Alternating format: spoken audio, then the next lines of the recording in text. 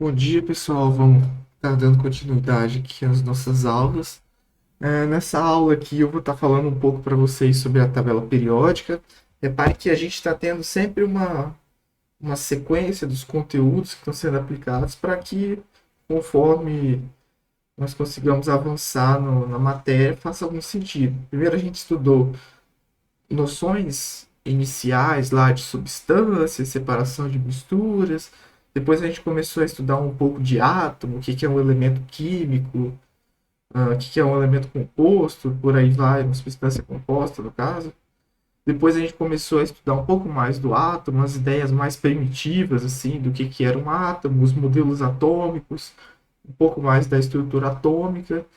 E agora a gente vai começar a ver a tabela periódica. A tabela periódica esse diagrama aqui, esse ordenamento dos elementos que coloca os elementos químicos em ordem de número atômico e também organiza eles em setores de acordo com as suas propriedades químicas. Então aqui a gente tem basicamente metais, não metais, gases nobres, temos os elementos de transição.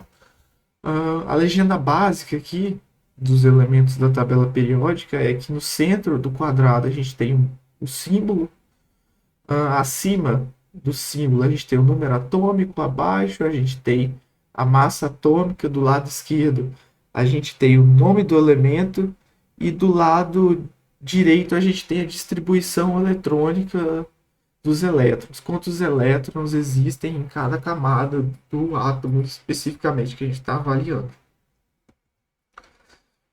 Quando a gente pensa na tabela periódica, nós sabemos que os elementos eles estão dispostos em diferentes quadrados. Cada, cada quadradinho desse representa um elemento. E esses elementos eles podem ser divididos em famílias, quando nós olhamos verticalmente, ou períodos, quando nós olhamos horizontalmente. Então, na tabela periódica, a gente tem um, 2, 3, 4, 5, 6, 7 períodos e uma, 2, 3, 4, 5, 6, 7, 8, 9, 10, 11, 12, 13, 14, 15, 16, 17, 18. 18 famílias. Então, são 7 períodos e 18 famílias. Levando em conta essa notação aqui, aonde os lantanídeos e actinídeos ficam representados dessa forma.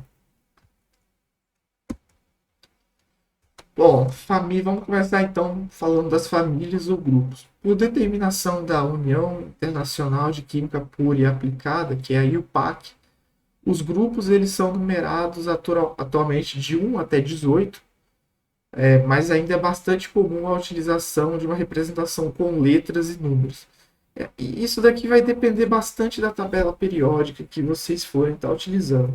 Se por acaso vocês têm uma tabela que é muito atualizada, provavelmente a nomenclatura vai ser só de 1 a 18. Entretanto, se for uma tabela periódica um pouco mais antiga, pode ser que a numeração ainda esteja desse formato aqui, 1A, 2A e assim sucessivamente. O que é interessante na tabela? É interessante que a disposição dos elementos na tabela periódica ela é organizada de tal forma que elementos com propriedades semelhantes ficam em um mesmo grupo. Então, por exemplo, o grupo 1, que é esse aqui, ó, tirando o hidrogênio, ele é o grupo dos metais alcalinos. Lítio, sódio, cálcio, rubídio, césio, frâncio são todos metais alcalinos. O grupo 2, berílio, magnésio, cálcio, por aí vai, é o grupo dos metais alcalinos terrosos. O grupo 16 é o grupo dos calcogênios. O grupo dos calcogênios nada mais é do que o grupo do oxigênio. Tem oxigênio, enxofre, selênio, telúrio e polônio. O grupo 17 é o grupo dos halogênios, do cloro, do flúor, do bromo, do iodo e por aí vai.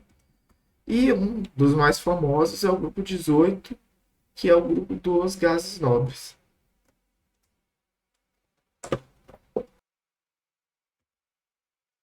Bom, A gente pode dividir ah, os elementos da tabela periódica em poucos grupos. A grande parte, a grande maioria dos elementos, a gente vai considerá-los como metais. Alguns autores consideram esses elementos aqui, o boro, silício, germânio, astato, telúrio, polônio, por aí vai, como semimetais. E a gente tem os não metais, que aí é o hidrogênio, os gases, carbono, nitrogênio, oxigênio, fósforo, selênio, iodo e por aí vai. Ah, os elementos que são conhecidos como metais, eles formam substâncias simples que, como característica geral, eles conduzem bem a corrente elétrica e bem o calor. Eles podem ser facilmente transformados em lâmina e em fios que são sólidos nas condições ambiente. Bom, aqui vale a pena um comentário, é que alguns desses aqui não vão ser bons condutores de corrente elétrica e nem de calor. Mas, assim, como uma característica geral para a gente descrever o grupo, nós podemos falar que os metais conduzem bem a corrente elétrica e o calor. Por outro lado, os outros elementos que são denominados não metais, eles formam substâncias simples que, de forma geral, e aqui nesse caso eu acho que a gente pode generalizar para literalmente todos, eles não conduzem bem o calor e nem a corrente elétrica. Aqui vale um ponto, é que uma das formas alotrópicas do carbono, que é o grafite, ele é uma substância que pode sim ser condutor de corrente elétrica e de calor. E outro aspecto característico desses elementos é que eles não são facilmente transformados em lâminas ou em fios. E aí vem essa questão que eu mencionei dos semimetais, que seriam elementos que têm propriedades intermediárias entre o metal e o não metal.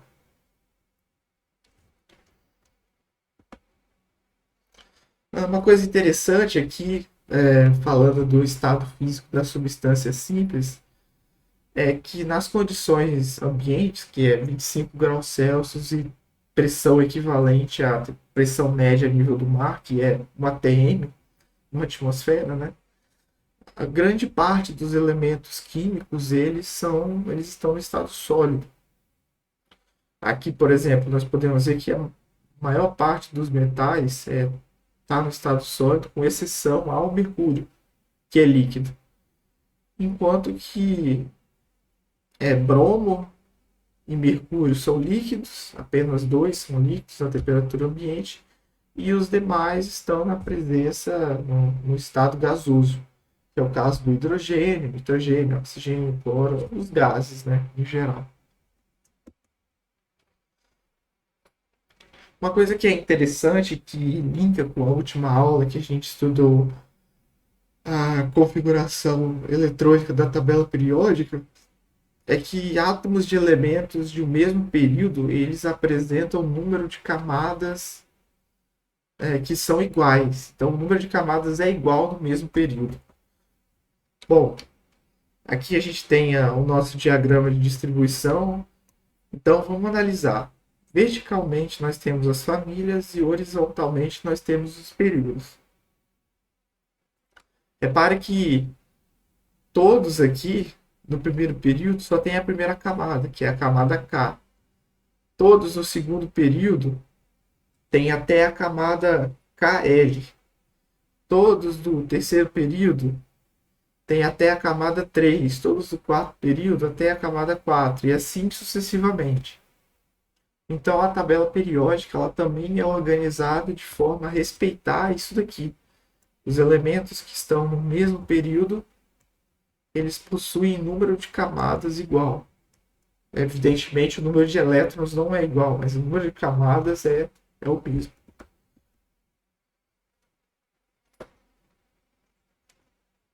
E alguns conceitos que são importantes para vocês começarem aí a estar pensando no conceito de ligações químicas, que é uma coisa que a gente vai tratar nas próximas aulas, e que eu acredito que é tema aquilo que vocês estão estudando aí no quarto bimestre, que a camada mais externa do átomo de um elemento químico é aquela envolvida diretamente no estabelecimento de união com outros átomos. Então, na distribuição eletrônica, aquela camada mais externa que nós temos é ela que vai estar interagindo com outro átomo para estabelecer uma ligação química.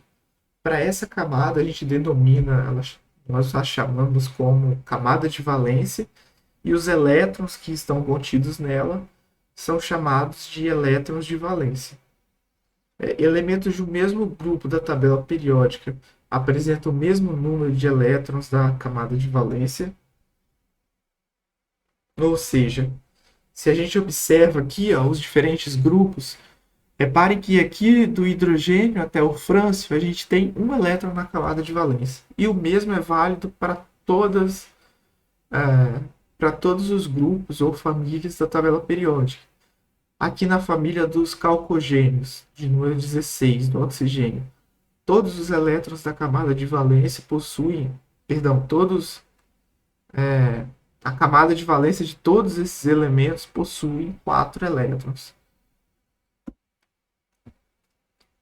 E a tabela periódica, além dela ser um ordenamento aí dos átomos, ela é importante para que vocês possam consultar e ela informa o número de elétrons de valência, ela informa o número de elétrons que tem em cada camada, o número atômico, a massa, o nome do elemento. Então, é um artifício aí, é uma ferramenta que os químicos utilizam que é muito importante para o dia a dia como químico e para vocês como estudantes terem conhecimento profundo da tabela periódica.